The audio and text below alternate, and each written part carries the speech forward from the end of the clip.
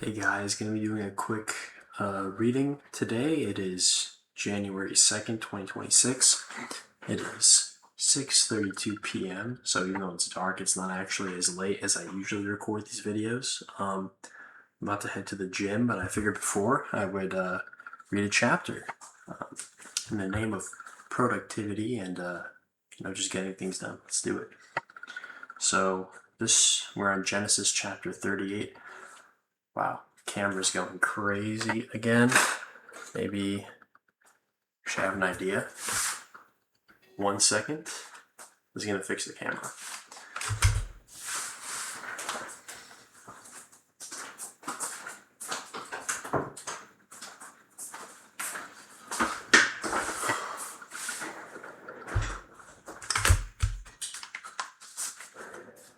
Let there be light. Okay, now we're good. So let's get into Genesis chapter 38. It's called Judah and Tamar. At that time, Judah left his brothers and went down to stay with a man of Adullam named Haran. There, Judah met the daughter of a Canaanite man named Shua. He married her and made love to her. She became pregnant and gave birth to a son, who was named Er. She conceived again and gave birth to a son and named him Onan. She gave birth to still another son and named him Shelah. It was at Kezib that she gave birth to him. Judah got a wife for Er, his firstborn, and her name was Tamar. But Er, Judah's firstborn, was wicked in the Lord's sight. So the Lord put him to death.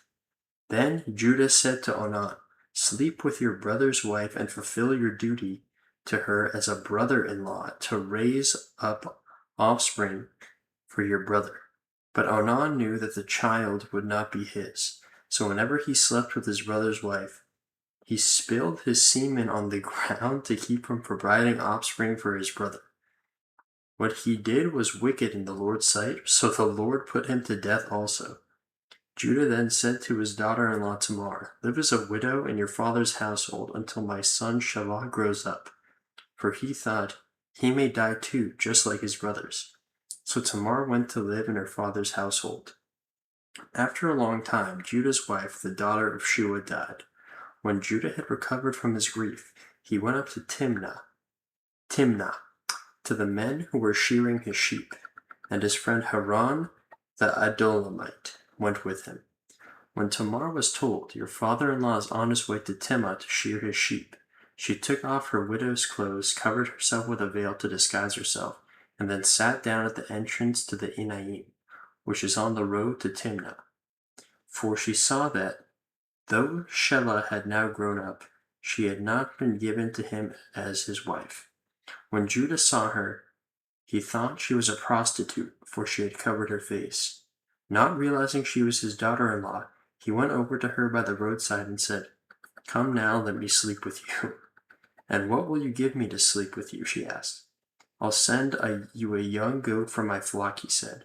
"Will you give me something as a pledge until you send it?" she asked. He said, "What pledge should I give you?"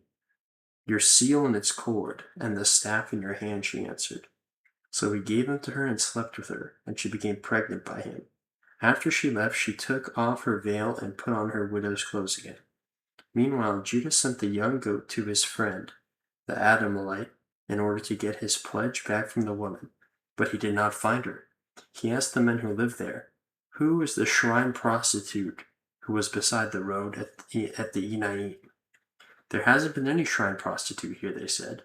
So he went back to Judah and said, "I didn't find her." Besides, the men who lived there said, "There hasn't been any shrine prostitute here."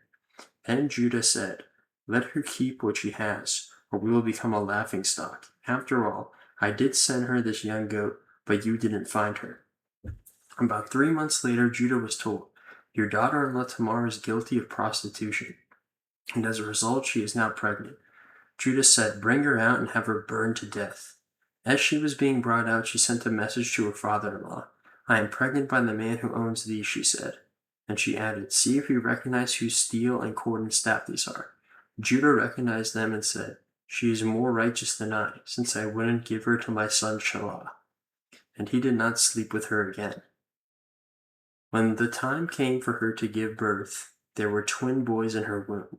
As she was giving, one of them put out his hand, so the midwife took a scarlet thread and tied it to his wrist, and said, "This one came out first." But when he drew back his hand, his brother came out. And she said, "So this is how you have broken out." And he was named Perez. Then his brother, who had the scarlet thread on his wrist, came out, and he was named Zerah. Okay, so that's it for chapter 38. We briefly deviate from the story of Joseph to see what kind of interesting stuff Judah is up to. Just kind of a whirlwind of a chapter.